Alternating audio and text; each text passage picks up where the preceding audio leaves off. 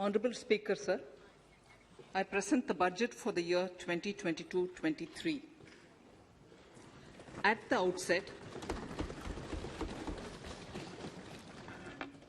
outset, sir, I want to take a moment to express my empathy for those who had to bear adverse health and economic effects of the pandemic. The overall sharp rebound and recovery of the economy is reflective of our country's strong resilience. India's economic growth in the current year is estimated to be 9.2%, highest among all large economies. I recognize we are in the midst of an Omicron wave with high incidence but milder symptoms. Further, the speed and coverage of our vaccination campaign has helped greatly. With an accelerated improvement of health infrastructure in the past 2 years, we are in a strong position to withstand challenges. I am confident that with Sabka Prayas, we will continue our journey with strong growth. Honourable Speaker, we are marking Azadi Ka Amrit Mahotsav and have entered into Amrit Kal, the 25-year-long lead-up to India at 100. Honourable Prime Minister, in his Independence Day address, had set out the vision for India at 100. By achieving certain goals during Amrit Kal, our government aims to attain this vision.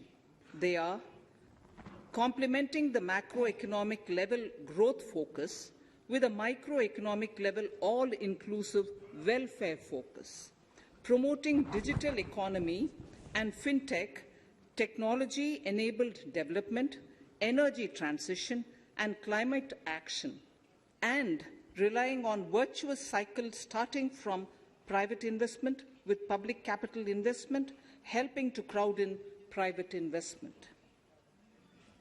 Since 2014, our government's focus has been on empowerment of citizens, especially the poor and the marginalized. Measures have included programs that have provided housing, electricity, cooking gas, and access to water.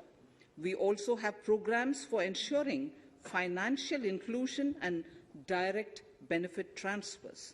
We are committed to strengthening the abilities of the poor to tap all opportunities. Our government constantly strives to provide the necessary ecosystem for the middle classes, a vast and wide section which is populated across various middle-income brackets, to make use of the opportunities they so desire. This budget seeks to lay the foundation and give a blueprint to steer the economy over Amrit Kal of the next 25 years, from India at 75 to India at 100. It continues to build on the vision drawn in the budget of 21-22. Its fundamental tenets, which included transparency of financial statement and fiscal position, reflect the government's intent, strengths and challenges. This continues to guide us. The initiatives of the last year's budget have seen significant progress and have been provided with adequate allocations in this budget as well. The strengthening of health infrastructure, speedy implementation of the vaccination program, and the nationwide resilient response to the current wave of the pandemic are evident for all. The productivity-linked incentive in 14 sectors for achieving the vision of Atmanirbhar Bharat has received excellent response, with potential to create 60 lakh new jobs and an additional production of 30 lakh crore during next 5 years. Towards implementation of the new public sector enterprise policy, the strategic transfer of ownership of Air India has been completed. The strategic partner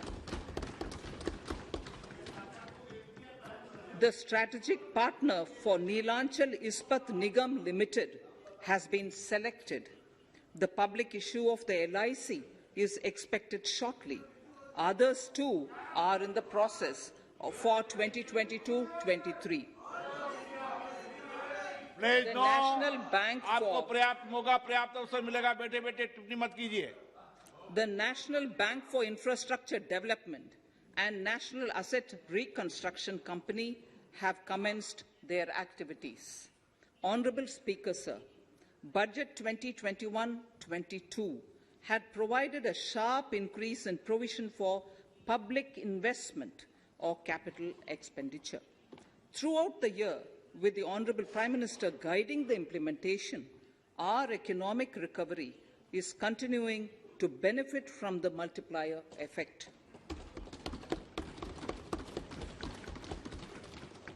This budget continues to provide impetus for growth. It lays a parallel track of 1. A blueprint for the Amrit Kal, which is futuristic and inclusive.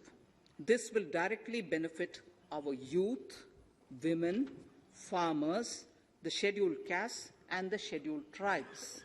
And number 2, big public investment. Number 2, big public investment for modern infrastructure, readying for India at 100. This shall be guided by PM Gati Shakti and be benefited by the synergy of multimodal approach. Moving forward on this parallel track, we lay the following 4 priorities: PM Gati Shakti, inclusive development, productivity enhancement and investment, sunrise opportunities, energy transition, and climate action, and 4, financing of investments.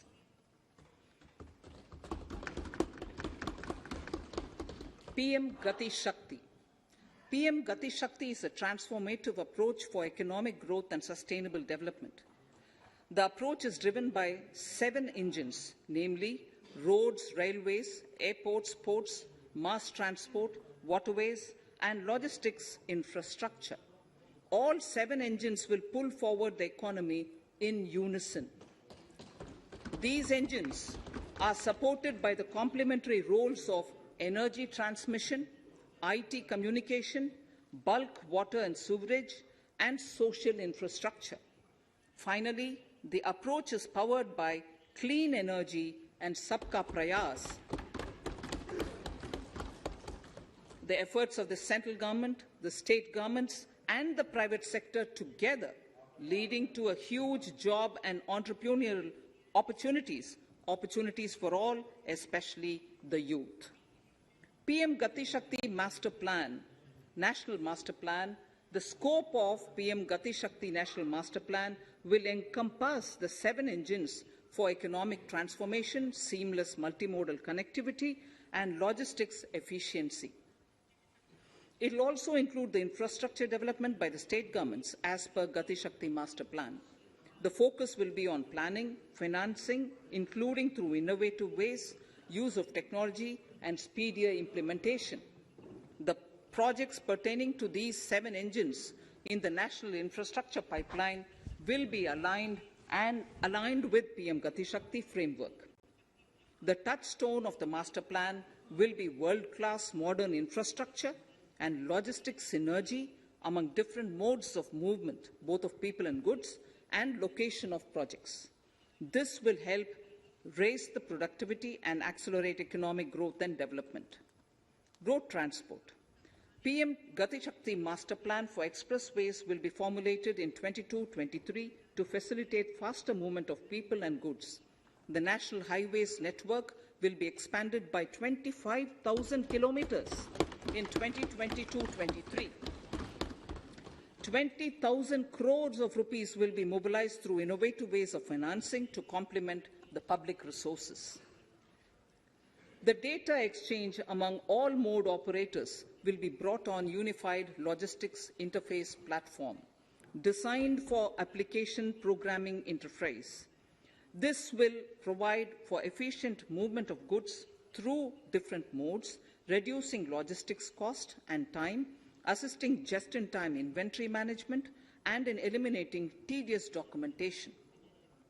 Most importantly, this will provide real-time information to all stakeholders and improve international competitiveness, open source mobility stack for organizing seamless travel of passengers will also be facilitated. Contracts for implementation of multimodal logistic parks at 4 locations through PPP mode will be awarded in 22-23.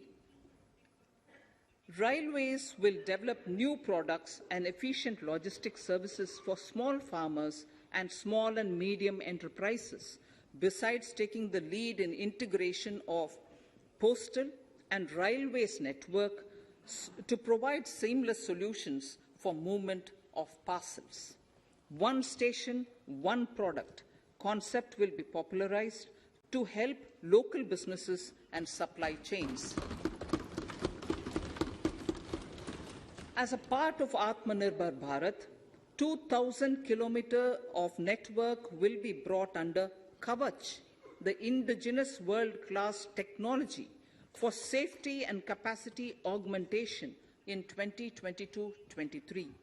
400 new generation Vande Bharat trains will better energy efficiency and passenger riding experience will be developed and manufactured during the next 3 years. 100 PM Gati Shakti cargo terminals for multimodal logistics facilities will be developed during the next 3 years. Innovative ways of financing and faster implementation will be encouraged for building metro systems of appropriate type at scale. Multimodal connectivity between mass urban transport and railway stations will be facilitated on priority. Design of metro systems, including civil structures, will be reoriented and standardized for Indian conditions and needs. Parvat Mala, as a preferred ecologically sustainable alternative to conventional roads in difficult hilly areas, National Ropeways Development Program will be taken up on PPP mode. The aim is to improve connectivity and convenience for commuters, besides promoting tourism. This may also cover congested urban areas where conventional mass transit system is not feasible. Contracts for 8 such ropeway projects for a length of 60 kilometers will be awarded in 22-23.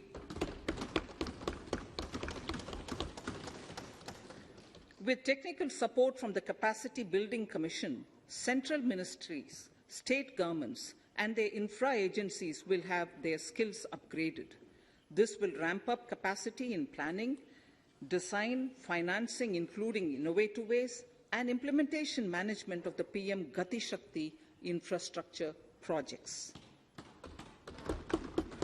Inclusive development, our second priority. Agriculture. The procurement of wheat in Rabi 21-22 and the estimated procurement of paddy in Kharif 21-22 will cover 1,208 lakh metric tons of wheat and paddy from 163 lakh farmers, and 2.37 lakh crores will be the direct payment of MSP value to their accounts. Chemical-free natural farming will be promoted throughout the country, with a focus on farmers' lands in 5-kilometer wide corridors along the river Ganga at the first stage. 2023 has been announced as the International Year of Millets. Support will be provided for post-harvest value addition, enhancing domestic consumption, and for branding millet products nationally and internationally. To reduce our dependence on import of oil seeds, a rationalized and comprehensive scheme to increase domestic production of oil seeds will be implemented. For delivery of digital and high-tech services to farmers, with involvement of public sector research and extension institutions, along with private agri-tech players and stakeholders of agri-value chains, A scheme in PPP mode will be launched.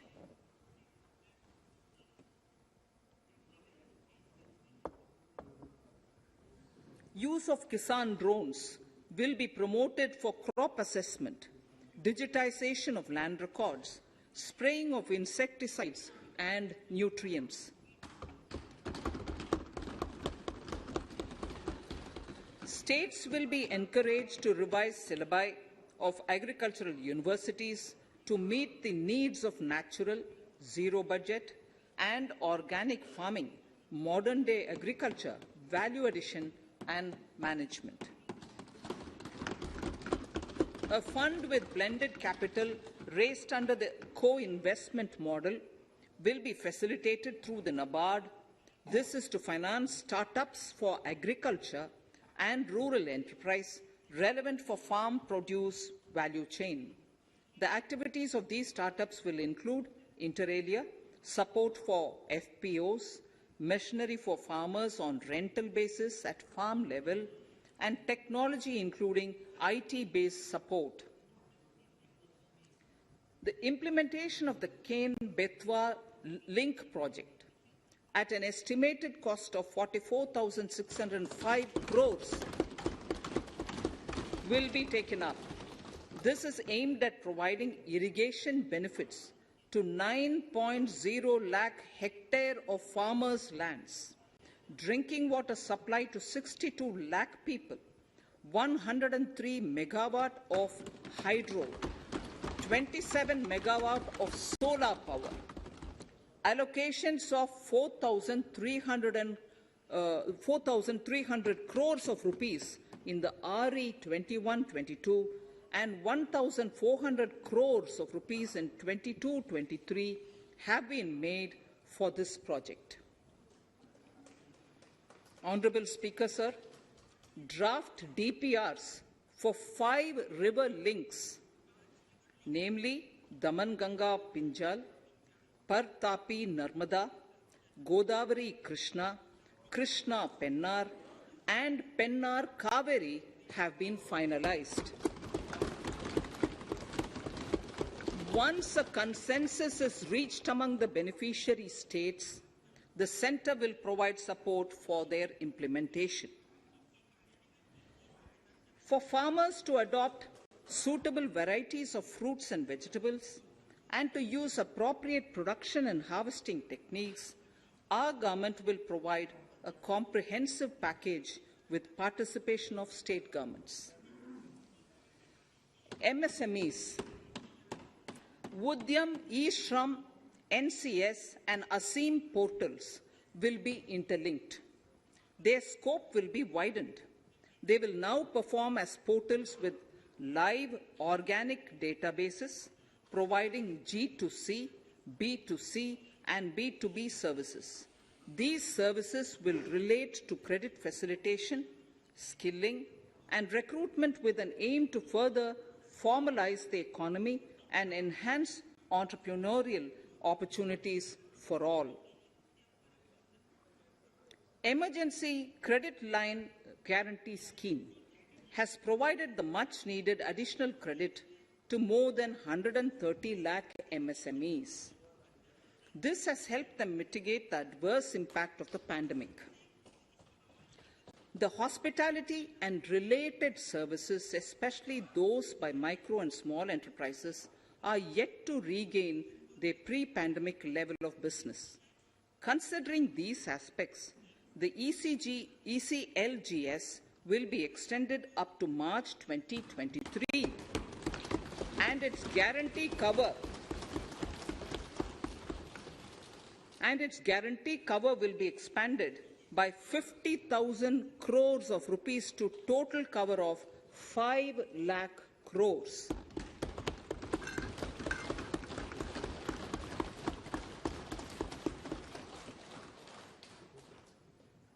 With the additional amount being earmarked exclusively for the hospitality and related sectors. Credit Guarantee Trust for Micro and Small Enterprises, CGT-MSE, scheme will be revamped with required infusion of funds. This will facilitate additional credit of 2 lakh crore for micro and small enterprises and expand employment opportunities.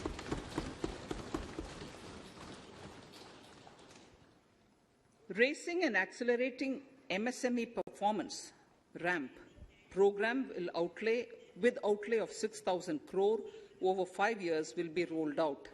This will help MSME sector become more resilient, competitive and efficient.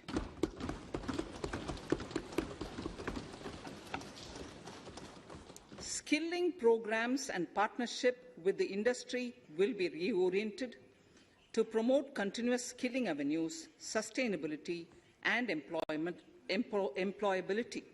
The National Skill Qualification Framework will be aligned with dynamic industry needs. Digital ecosystem for skilling and livelihood, the Desh Stack e-portal, will be launched. This aims to empower citizens to skill, reskill or upskill through online training. It will also provide API-based trusted skill credentials, payment and discovery layers to find relevant jobs and entrepreneurial opportunities. Startups will be promoted to facilitate Drone Shakti through varied applications and for drone as a service. In select ITIs in all states, the required courses for skilling will be started. Due to the pandemic-induced closure of schools, our children, particularly in the rural areas and those from scheduled castes and scheduled tribes and other weaker sections, have lost almost 2 years of formal education. Mostly, these are children in government schools. We recognize the need to impart supplementary teaching and to build a resilient mechanism for education delivery.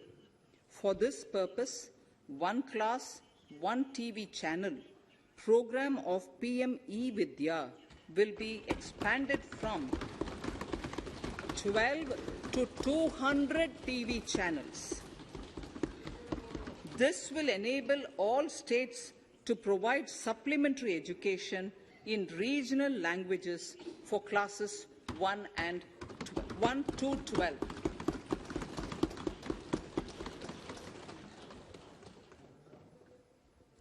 High-quality e-content in all spoken languages will be developed for delivery via internet, mobile phones, TV, and through radio and through digital teachers.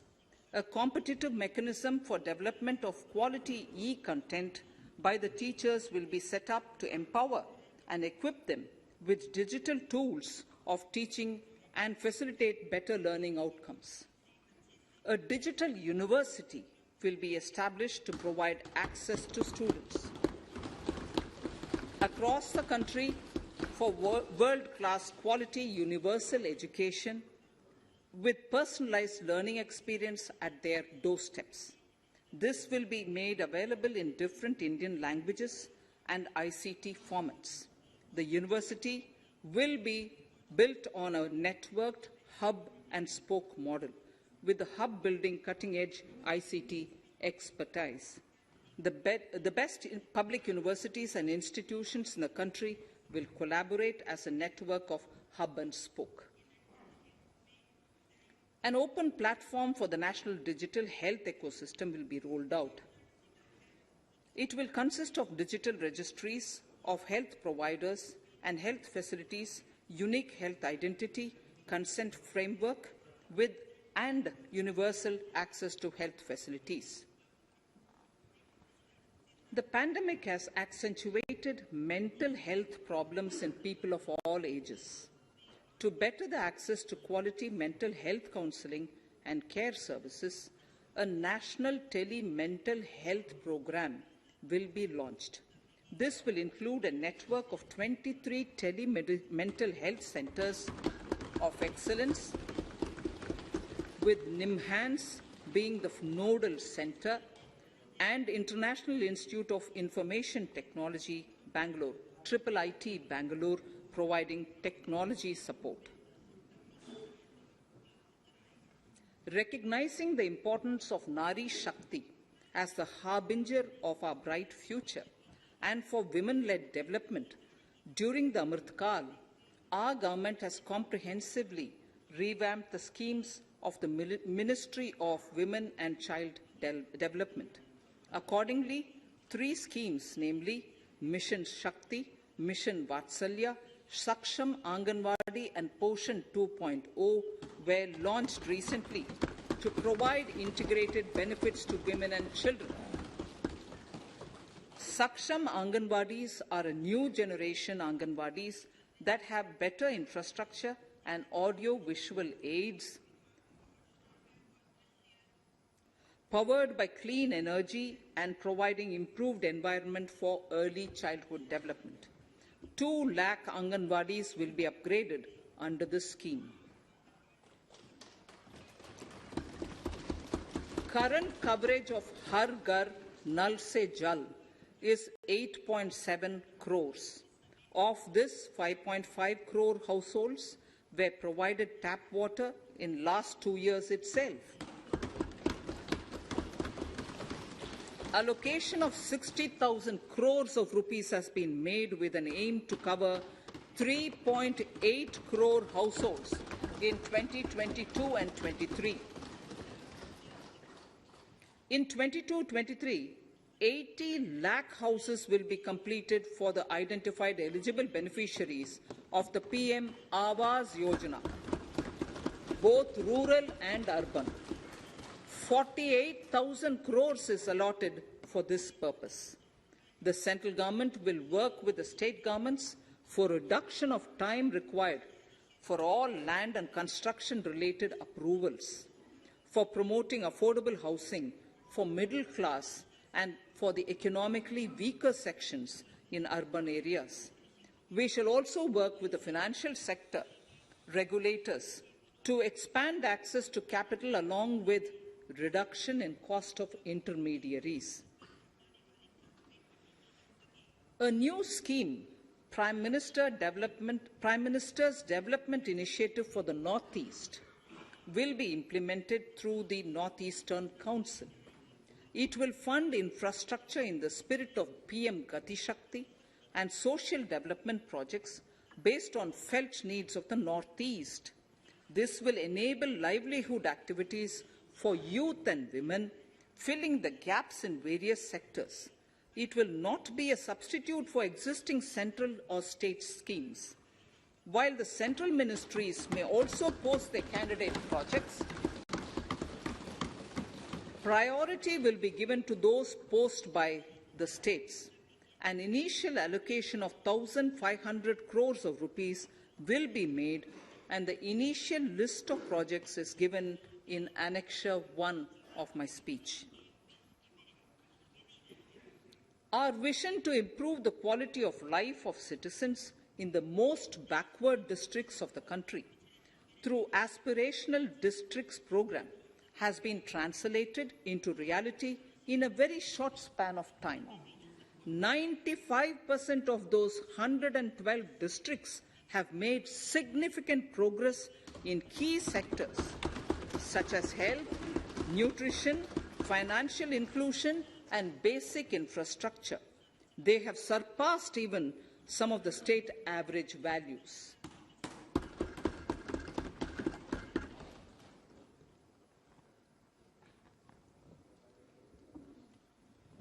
However, in those districts, some blocks continue to lag. In 22-23, the program will focus on such blocks in those districts. Border villages with sparse population, limited connectivity, and infrastructure often get left out from the development gains. Such villages on the northern border will be covered under a new Vibrant Villages program. The activities will include construction of village infrastructure, housing, tourist centers, road connectivity, provisioning of decentralized renewable energy, direct-to-home access for Doordarshan and educational channels, and support for their livelihood generation. Additional funding for these activities will be provided. Existing schemes will be converged. We will define their outcomes and monitor them on a constant basis. In 2022, 100% of 1.5 lakh post offices will come on the core banking system, enabling financial inclusion and access to accounts through net banking, mobile banking, ATMs, and also provide online transfer of funds between post office accounts and bank accounts. This will be helpful, especially for farmers and senior citizens in rural areas, enabling interoperability and financial inclusion. Honourable Speaker, sir, in recent years, digital banking, digital payments, and fintech innovations have grown at a rapid pace in the country. Government is continuously encouraging these sectors to ensure that the benefits of digital banking reach every nook and corner of the country in a consumer-friendly manner. Taking forward this agenda and to mark 75 years of our independence, it is proposed to set up 75 digital banking units in 75 districts of the country by scheduled commercial banks. The financial support for digital payment ecosystem announced in the previous budget will continue in 22-23 as well. This will encourage further adoption of digital payments. There will also be a focus to promote use of payment platforms that are economical and user-friendly. Sir, I move to the next priority. In recent years, over 25,000 compliances were reduced and nearly 1,500 union laws were repealed. This is the result of our government's strong commitment for minimum government and maximum governance. 1,486 union laws were repealed. Our trust in the public and ease of doing business is what is highlighted here, sir.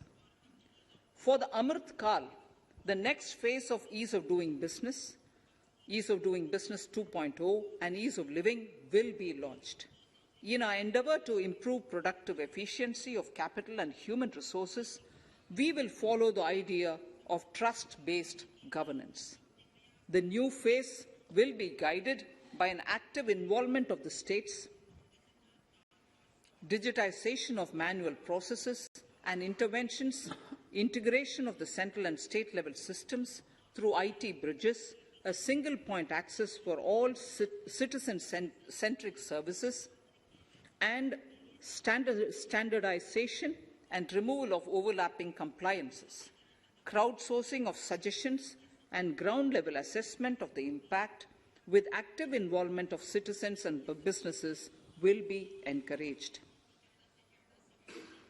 A single-window portal, Parivesh, for all green clearances was launched in 2018. It has been instrumental in reducing the time required for approvals significantly.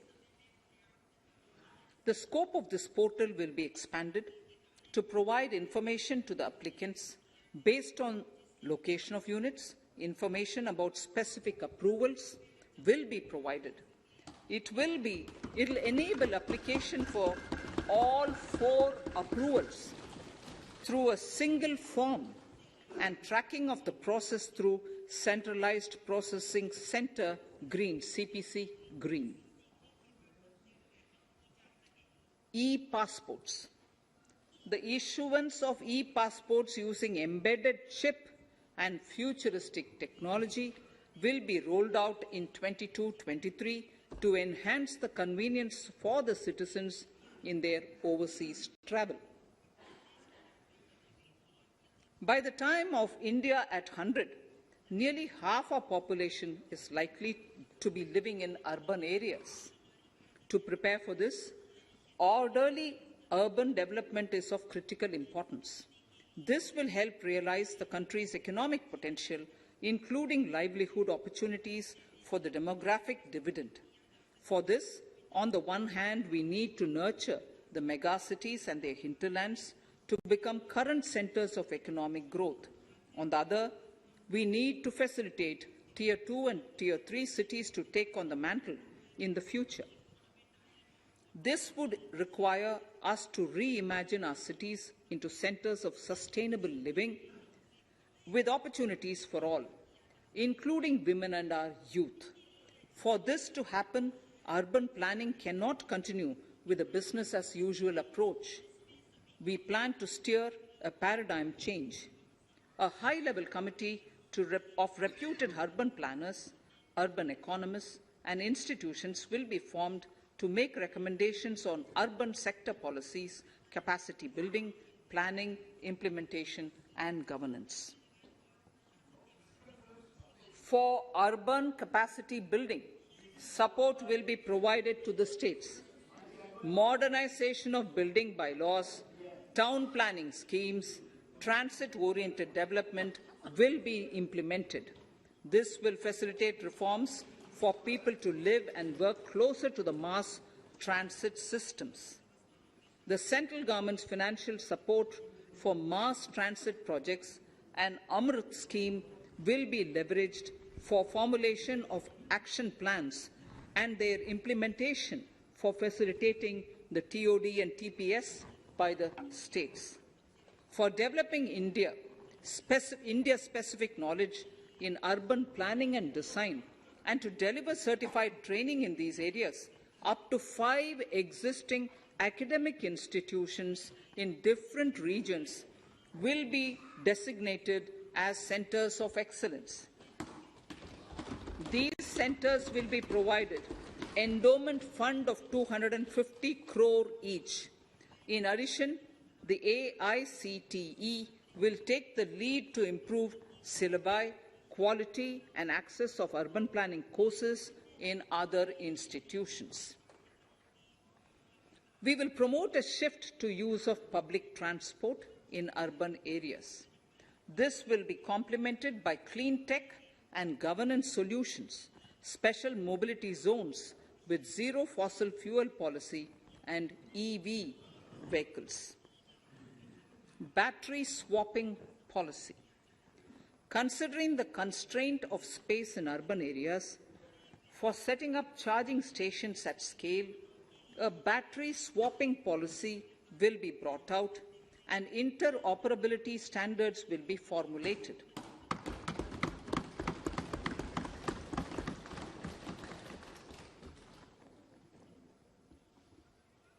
The private sector will be encouraged to develop sustainable and innovative business models for battery or energy as a service. This will improve efficiency in the EV ecosystem. Efficient use of land resources is a strong imperative. States will be encouraged to adopt unique land parcel identification number to facilitate IT-based management of records. The facility for transliteration of land records across any of the Schedule 8 languages will also be rolled out. The adoption of linkage with National Generic Document Registration System (NGDRS) with the One Nation, One Registration software will be promoted as an option for uniform process of registration and anywhere registration of deeds and documents. Necessary amendments in the Code IBC will be carried out to enhance the efficiency of the resolution process and facilitate cross-border insolvency resolution. Accelerated corporate exit. Several IT-based systems have been established for accelerated registration of new companies. Now the Center for Processing Accelerated Corporate exit C PACE will process re-engineering will be established to facilitate and speed up the voluntary winding up of these companies from the currently required 2 years to less than 6 months. Government procurement. Government rules have recently been modernized for the needs of Amritkal. The new rules have benefited from the inputs from various stakeholders. The modernized rules allow use of transparent quality criteria besides cost and evaluation of complex tenders. Provisions have been made for payment of 75% of running bills mandatorily within 10 days and for encouraging settlements of disputes through conciliation. As a further step to enhance transparency and to reduce delays in payments, a completely paperless, end-to-end online e-bill system will be launched for use by all central ministries for their procurements. The system will enable the suppliers and contractors to submit online their digitally signed bills and claims and track their status from anywhere. To reduce indirect cost for suppliers and work contractors, the use of surety bonds as a substitute for bank guarantee will be made acceptable in government procurements. Business such as gold imports may also find this useful. IRDAI, insurance regulator, has given the framework for issue of surety bonds by insurance companies. AVGC Promotion Task Force. The animation, visual effects, gaming and comic, the AVGC sector, offers immense potential to employ youth. An AVGC Promotion Task Force with all stakeholders will be set up to recommend ways to realize this and build domestic capacity for serving our markets and the global demand. Telecom sector. Telecommunications in general and 5G technology in particular can enable growth and offer job opportunities. Required spectrum auctions will be conducted in 2022 to facilitate rollout of 5G's mobile services within 2022-23 by private telecom providers. A scheme for design-led manufacturing will be launched to build a strong ecosystem for 5G as part of the production-linked incentive scheme. To enable affordable broadband and mobile service proliferation in rural and remote areas, 5% of annual collections under the Universal Service Obligation Fund will be allocated. This will promote R&D and commercialization of technologies and solutions. Our vision is that all villages and their residents should have the same access to e-services, communication facilities, and digital resources as urban areas and their residents. The contracts for laying optical fiber in all villages, including remote areas, will be awarded under the BharatNet project through PPP in 22 and 23. Completion is expected in 2025. Measures will be taken to enable better and more efficient use of the optical fiber. Export promotion.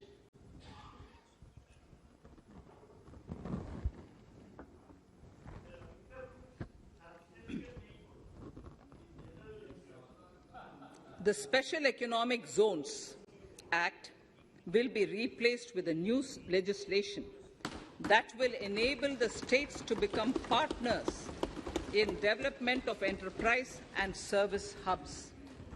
This will cover all large existing and new industrial enclaves to optimally utilize available infrastructure and enhance competitiveness of exports. Atmanirbharta in defense. Our government is committed to reducing imports and promoting Atmanirbharta in equipment for the armed forces. 68% of the capital procurement budget will be earmarked for domestic industry in 22-23, up from 58% in 21-22. Defense R&D will be opened up for industry, startups and academia, with 25% of defense R&D budget earmarked. Private industry will be encouraged to take up design and development of military platforms and equipment in collaboration with DRDO and other organizations through SPV model. An independent nodal umbrella body will be set up for meeting wide-ranging testing and certification requirements.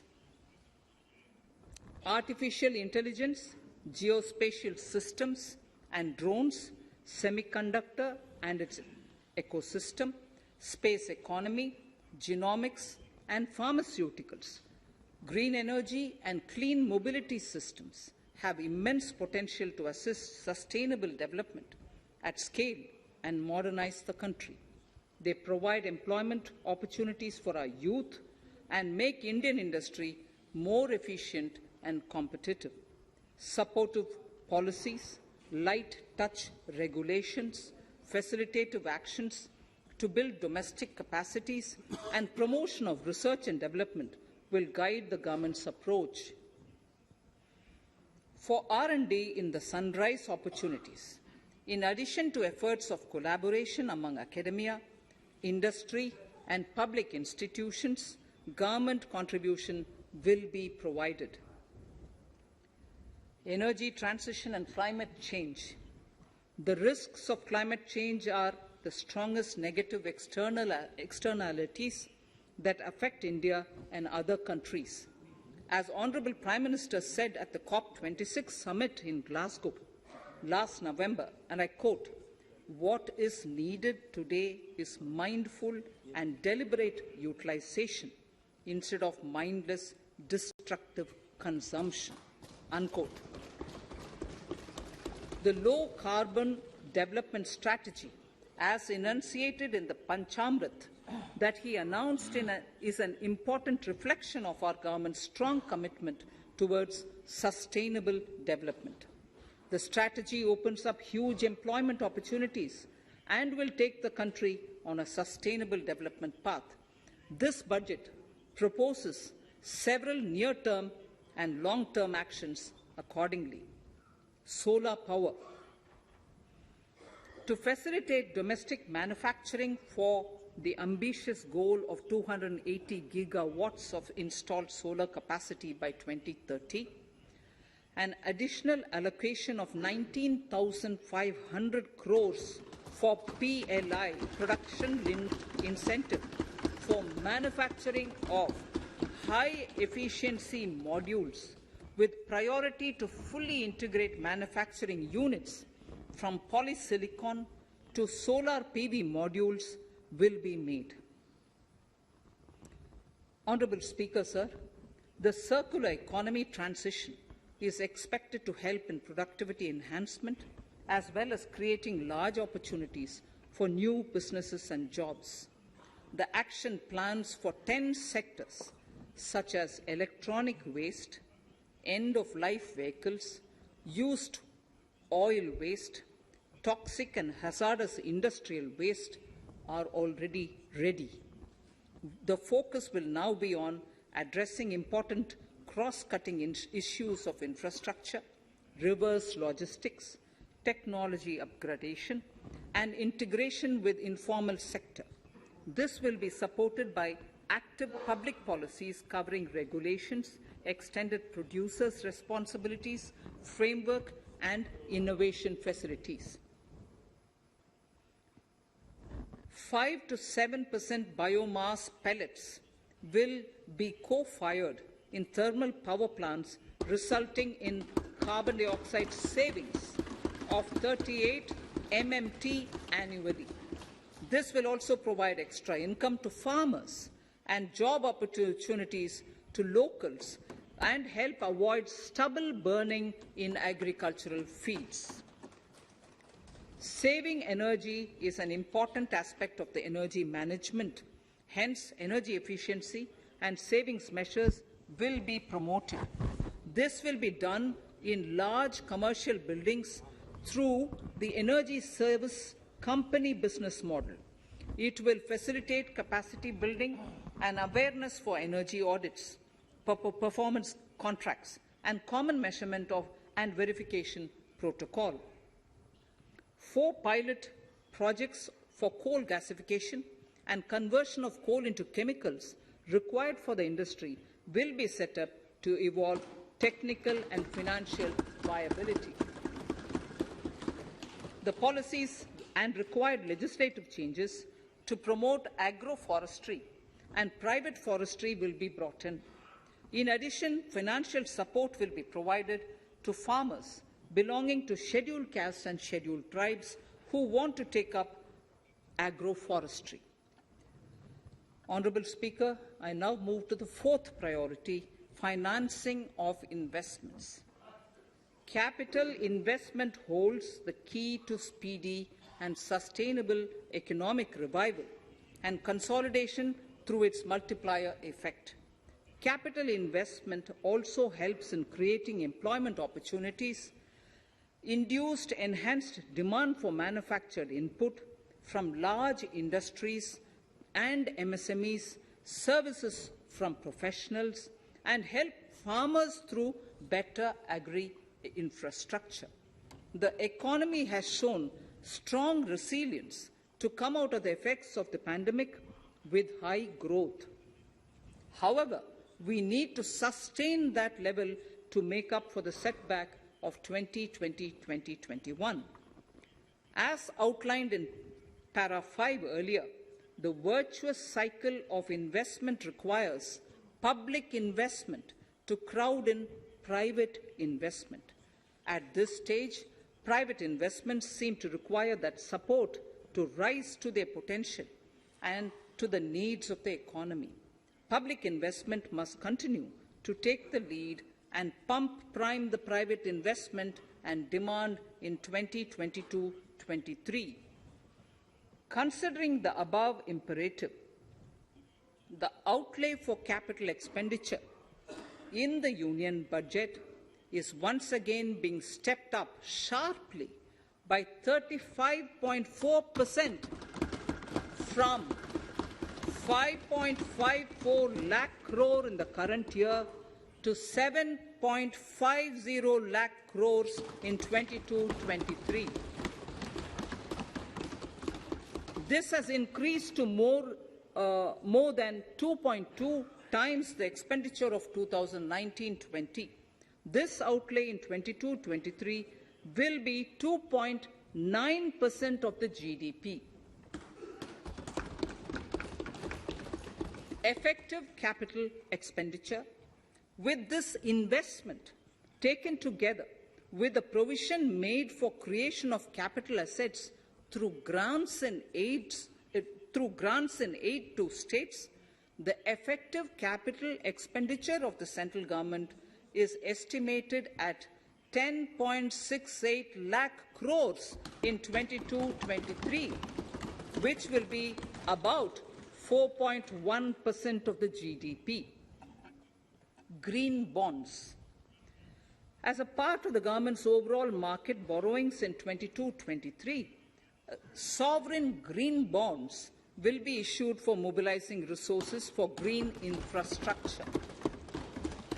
The proceeds will be deployed in public sector projects, which help in reducing the carbon intensity of the economy. Gift IFSC. World-class foreign universities and institutions will be allowed in the GIFT City to offer courses in the financial management, fintech, science, technology, engineering, and mathematics free from domestic regulations, except those by the IFSCA, to facilitate availability of high-end human resources for financial services and technology. An international arbitration center will be set up in the GIFT City for timely settlement of disputes under international jurisprudence. Services for global capital for sustainable and climate finance in the country will be facilitated in the GIFT City. Infrastructure status, data centers and energy storage systems, including dense charging infrastructure and grid-scale battery systems, will be included in the harmonized list of infrastructure. This will facilitate credit availability for digital infrastructure and clean energy storage. Venture capital and private equity invested more than 5.5 lakh crores last year, facilitating one of the largest startup growth system. Scaling up this investment requires a holistic examination of regulatory and other frictions. An expert committee will be set up to examine and suggest appropriate measures. Government-backed funds, NIIF and SIDBI, Fund of Funds, have provided scale capital, creating a multiplier effect. For encouraging important sunrise sectors such as climate action, deep tech, digital economy, pharma, and agri-tech, the government will promote these thematic funds for blended finance, with the government share being limited to 20% and the funds being managed by private fund managers. For financing the infrastructure needs, the stepping up of public investment will need to be complemented by private capital at a significant scale. Measures will be taken to enhance financial viability of projects, including PPP, with technical and knowledge assistance from multilateral agencies. Enhancing financial viability shall also be obtained by adopting global best practices, innovative ways of financing, and balanced risk allocation. Digital rupee.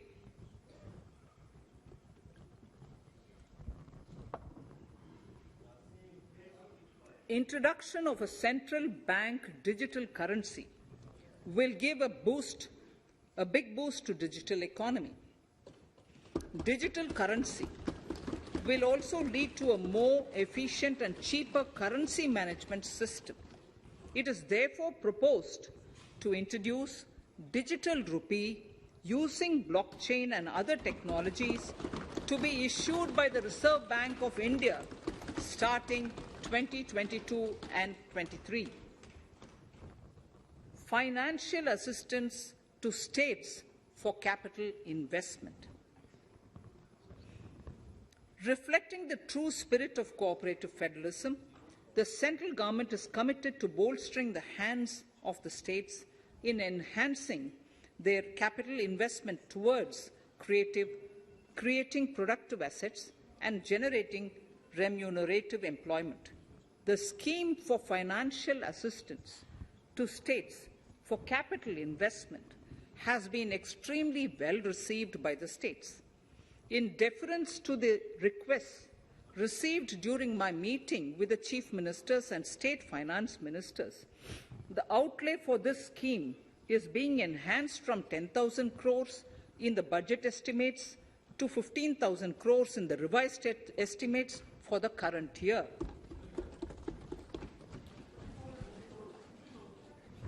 For 22-23,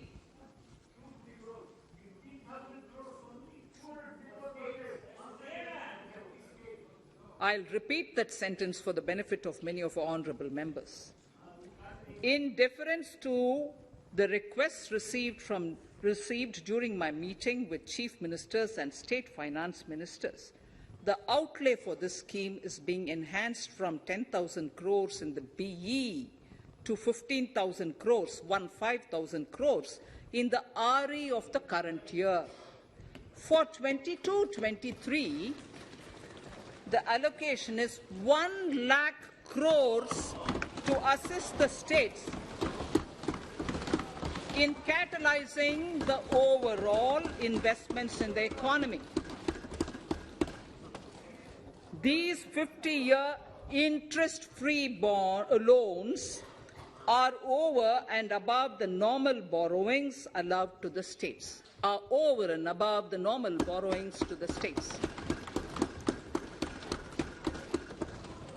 This allocation will be used for PM Gati Shakti related and other productive capital investments of the states. It will also include components for supplemental funding for priority segments of PM Gram Sadak Yojana, including support for the state share, digitization of the economy, including digital payments and completion of OFC network, and reforms related to building bylaws, town planning schemes, transit-oriented development, and transferable development rights. In 22-23, in accordance with the recommendations of the 15th Finance Commission, the states will be allowed a fiscal deficit of 4% of the GSDP, of which 0.5% will be tied to power sector reforms, for which the conditions have already been communicated in 21-22. Fiscal management. As against a total expenditure of 34.83 lakh crores of rupees projected in the BE 21-22, the revised estimate is 37.70 lakh crores. The revised estimate of capital expenditure is 6.3 lakh crores of rupees. This includes an amount of 51,971 crores towards settlement of outstanding guaranteed liabilities of Air India and its other sundry commitments. Coming to the budget estimates, Honourable Speaker, sir, the total expenditure in 22-23 is estimated at 39.45 lakh crores, while the total receipts other than borrowings are estimated at 22.84 lakh crores of rupees.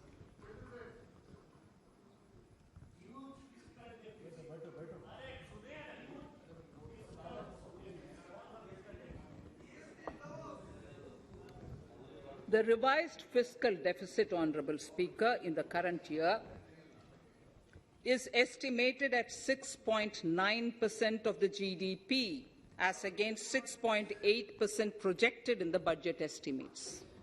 The fiscal deficit is in 22-23 is estimated at 6.4% of the GDP, which is consistent with the broad path of the fiscal consolidation announced by me last year to reach a fiscal deficit level below 4.5% by 25-26. While setting the fiscal deficit level in 22-23, I am conscious of the need to nurture growth through public investment to become stronger and sustainable. I will now move to Part B of my speech.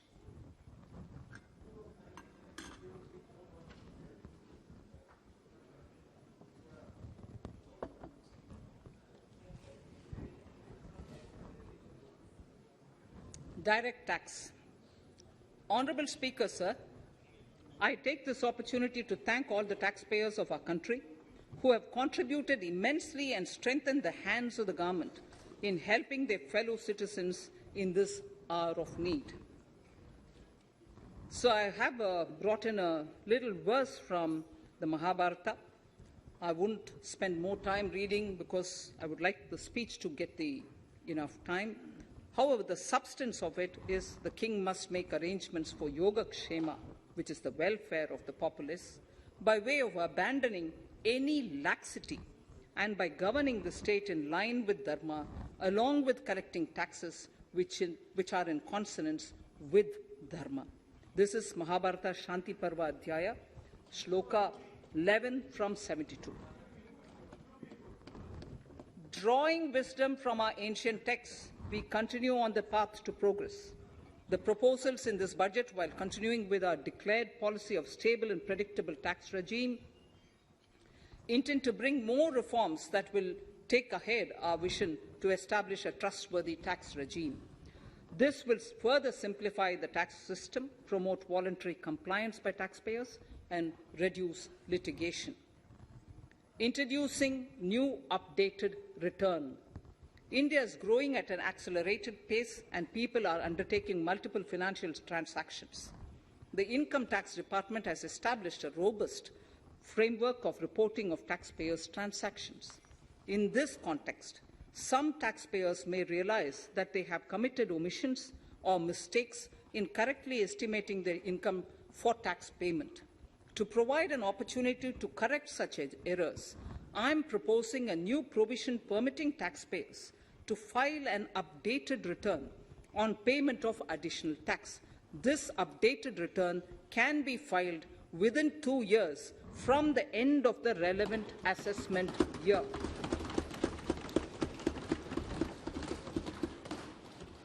Honourable Speaker, sir, presently, if the department finds out that some income has been missed out by an assessee, it goes through a lengthy process of adjudication.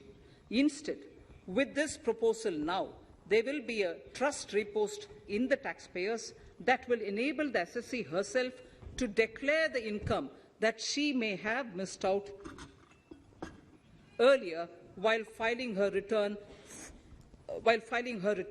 Full details of the proposal are given in the finance bill.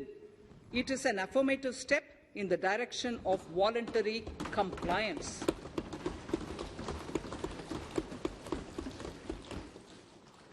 Reduced alternative minimum tax rate and surcharge for co-operatives. Currently, cooperative societies are required to pay alternate minimum tax at the rate of 18 and 1.5%.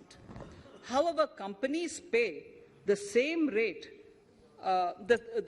which is the alternate minimum tax, at the rate of 15%. To provide a level playing field between cooperative societies and companies, I propose to reduce this rate for the cooperative societies also to 15%. Honourable Speaker, sir, I also propose to reduce the surcharge on cooperative societies from the present 12% to 7% for those having total income of more than 1 crore and up to 10 crores. This would help in enhancing income of cooperative societies and its members who are mostly from the rural and from farming communities. Tax relief to persons with disability. The parent or guardian of a differently abled person can take an insurance scheme for such person. The present law provides for deduction to the parent or guardian only if the lump sum payment or annuity is available to the differently abled person on the death of the subscriber, that is the parent or the guardian. There could be situations where the differently abled dependent may need payment of annuity or lump sum amount even during the lifetime of their parent or guardian. I propose thus to allow the payment of annuity and lump sum amount to the differently abled dependent during the lifetime of the parent and guardians, that is parent or guardians, attaining the age of 60 years. Parity between employees of the state and central governments. At present, the central government contributes 14% of the salary of its employee to the National Pension System, NPS, Tier 1. This is allowed as a deduction in computing the income of the employee. However, such deduction is allowed only to the extent of 10% of the salary in case of employees of the state governments. To provide equal treatment to both central and state government employees, I propose to increase the tax deduction limit from 10% to 14% on employers' contribution to the MPS account of state government employees as well. This would help in enhancing the social security benefits of the state government employees and bring them at par with central government employees. Incentives for startups. Startups have emerged as drivers of growth for our economy. Over the past few years, the country has seen a manifold increase in successful startups. Eligible startups established before 31/3/2022 had been provided a tax incentive for 3 consecutive years out of the 10 years from incorporation. In view of the COVID pandemic, I propose to extend the period of incorporation of the eligible startup by 1 more year, that is, up to 31/3/2023, for providing such tax incentives.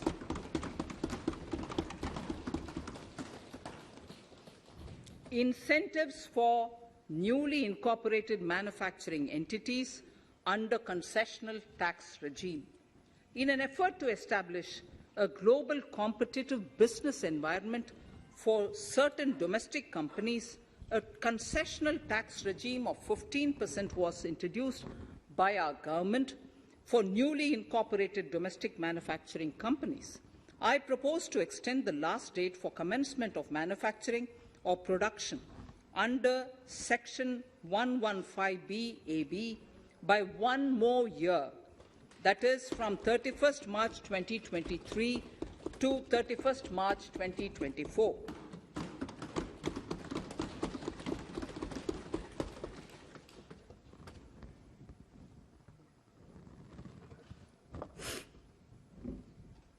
Scheme for taxation of virtual digital assets. There has been a phenomenal increase in transaction in virtual digital assets. The magnitude and frequency of these transactions have made it imperative to provide for a specific tax regime. Accordingly, for the taxation of virtual digital assets, I propose to provide that any income from transfer of any virtual digital asset shall be taxed at the rate of 30%, 30%. No deduction in respect of any expenditure or allowance shall be allowed while computing such income except cost of acquisition. Further, loss from transfer of virtual digital asset cannot be set off against any other income. Further, in order to capture the transaction details, I also propose to provide for TDS on payment made in relation to transfer of virtual digital asset at the rate of 1% of such consideration above a monetary threshold. Gift of virtual digital asset is also proposed to be taxed in the hands of the recipient.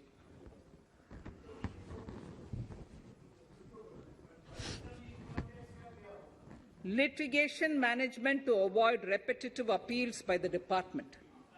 It has been observed that a lot of time and resources are consumed in filing of appeals which involve identical issues.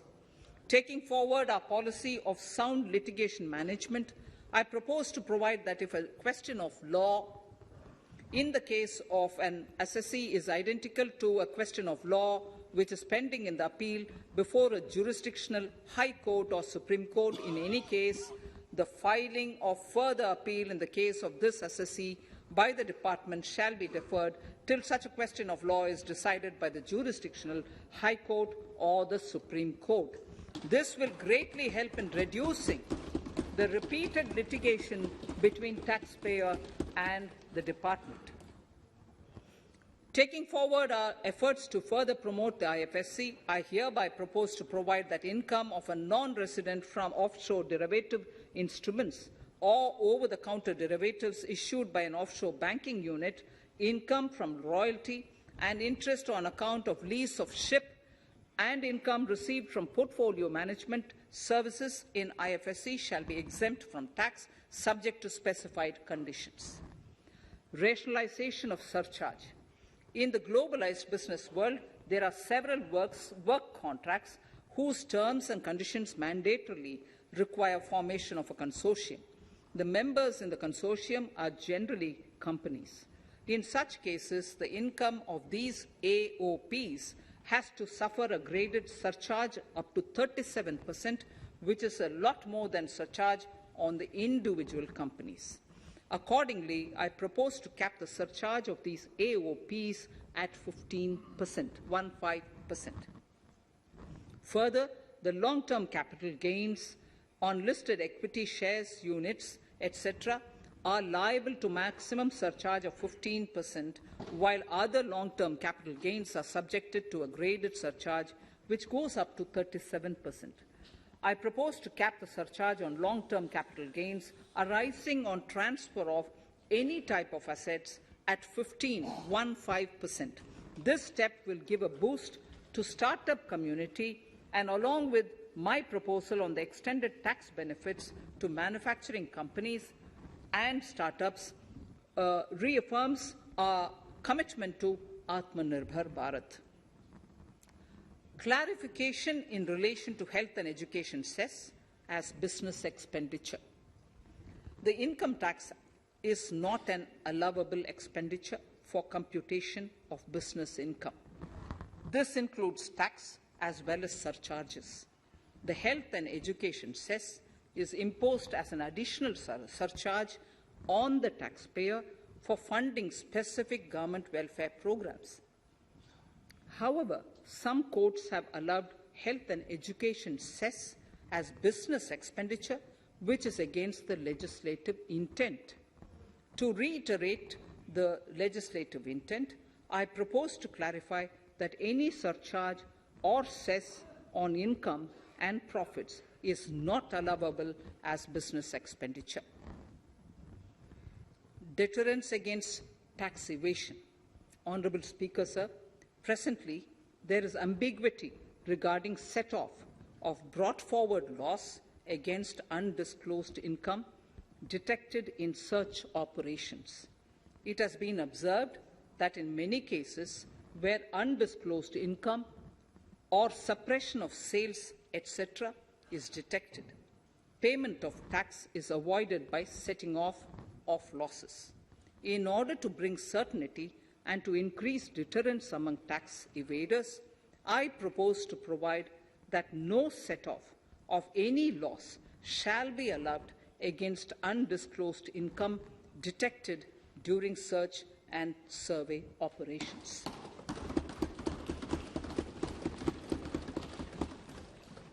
It has been noticed that as a business promotion strategy, there is a tendency on businesses to pass on benefits to their agents. Such benefits are taxable in the hands of the agents. In order to track such transactions, I propose to provide for tax deduction by the person giving benefits if the aggregate value of such benefits exceeds 20,000 rupees during the financial year. A few other changes are being made, the details of which are there in the finance bill. Indirect taxes. So, remarkable progress in GST. GST has been a landmark reform of independent India, showcasing the spirit of cooperative federalism. While aspirations were high, there were huge challenges too. These challenges were overcome deftly and painstakingly under the guidance and the oversight of the GST Council. We can now take pride in a fully IT-driven and progressive GST regime that has fulfilled the cherished dream of India as one market, one tax. There are still some challenges remaining, and we aspire to meet them in the coming year. The right balance between facilitation and enforcement has engendered significantly better compliance, and enforcement has engendered better compliance. GST revenues are buoyant despite the pandemic.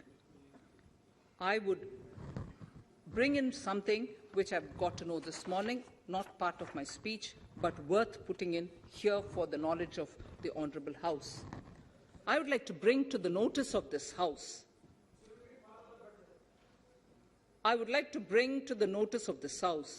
that the gross GST collections for the month of January 22 are rupees 1,40,986 crores, which is the highest since the inception of GST. This has been possible due to rapid economic growth, recovery, post-COVID,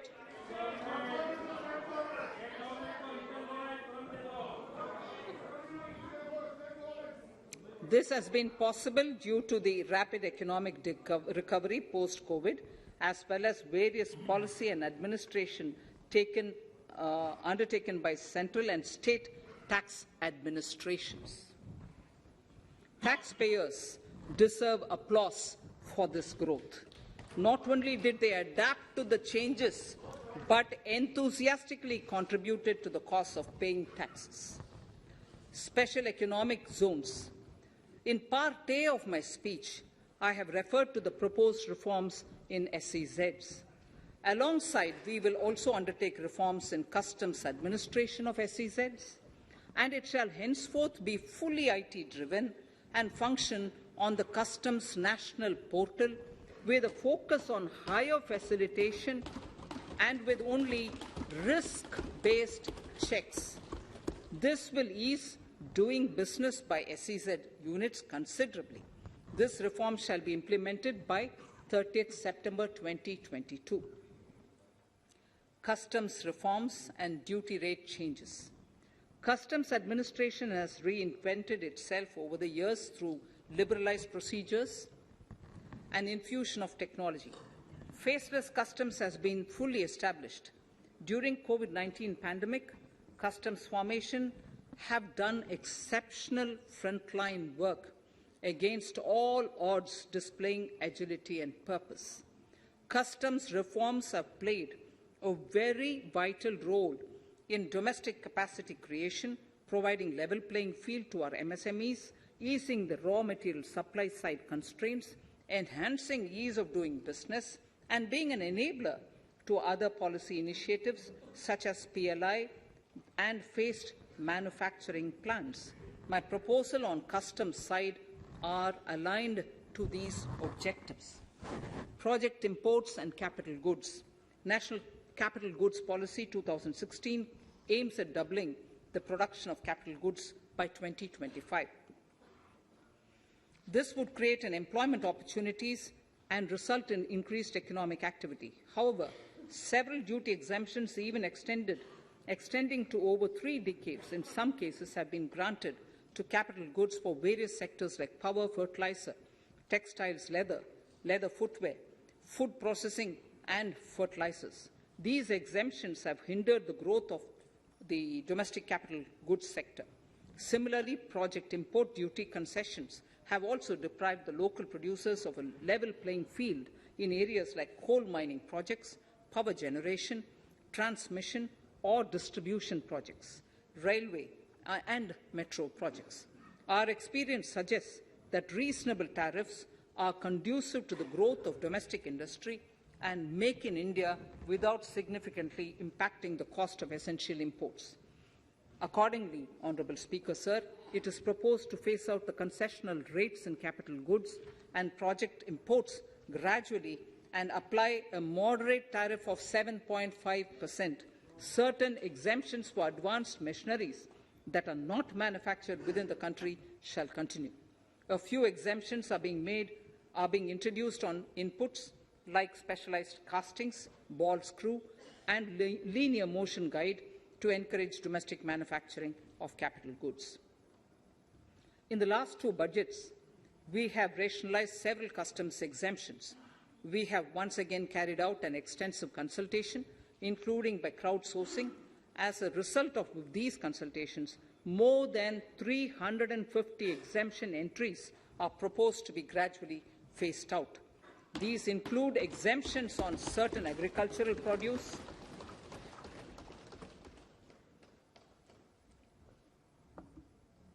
chemicals, fabrics, medical devices and drugs, and medicines for which sufficient domestic capacity exists. Further, as a simplification measure, several concessional rates are being incorporated in the customs tariff schedule itself instead of prescribing them through various notifications. This comprehensive review will simplify the customs rate and tariff structure, particularly for sectors like chemicals, textiles, and metals, and minimize disputes.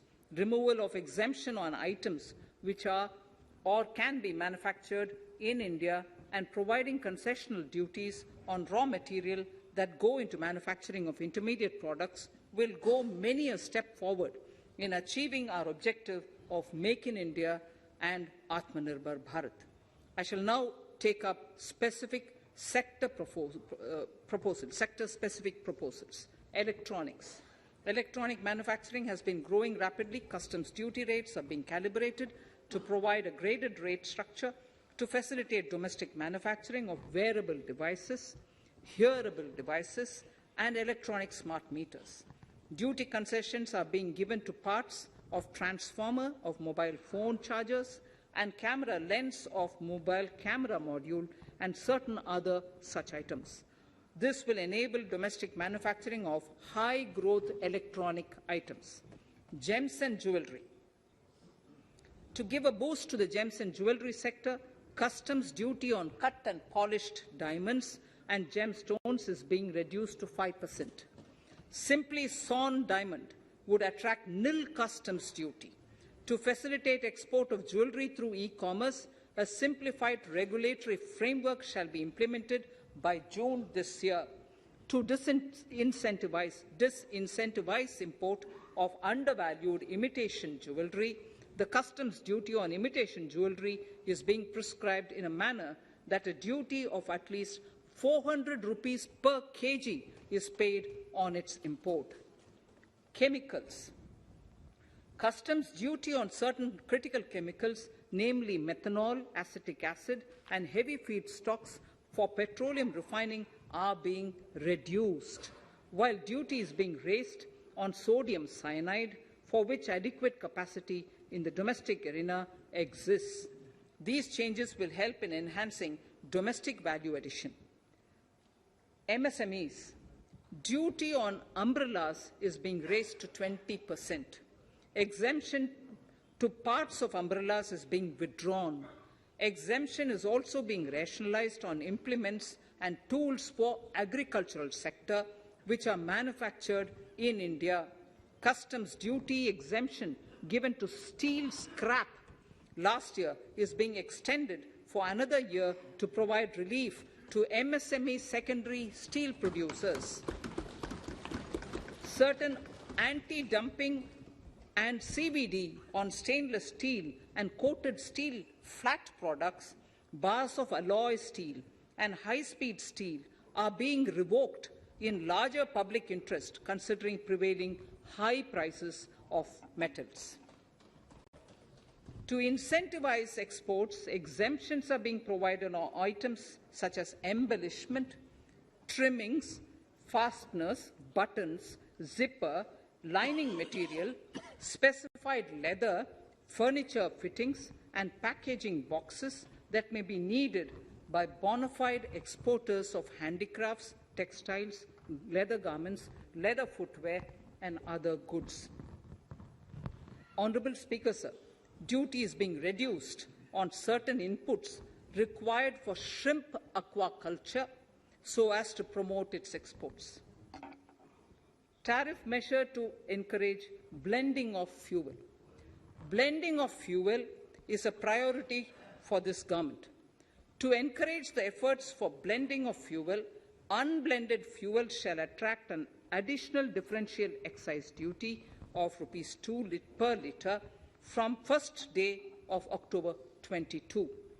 A few other changes are being made in duty rates, customs, tariff and customs law, the details of which are there in the finance bill.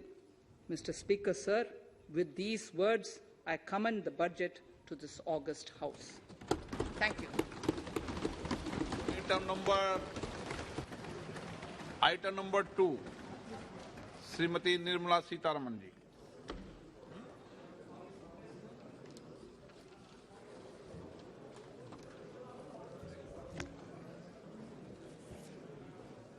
Sir, with your permission, I rise to lay on the table the following statements under Section 3(1) of the Fiscal Responsibility and Budget Management FRBM Act 2003, Medium-Term Fiscal Policy cum Fiscal Policy Strategy Statement and Macroeconomic Framework Statement.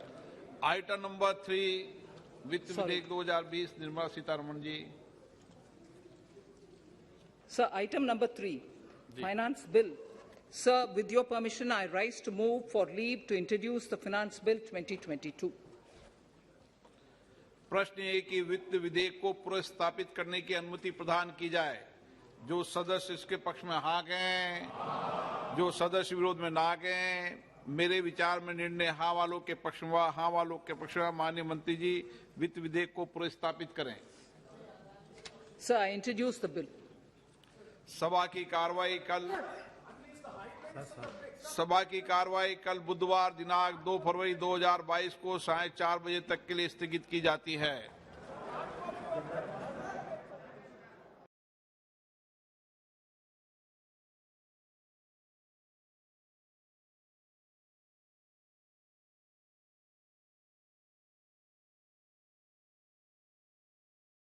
From इतना सारा I became this सारा. मेरे अपने reasons थे. You'll have yours. That's Dr. Rashi. जब खुद बनी patient, realized कि करना होगा health के साथ. An apple a day, even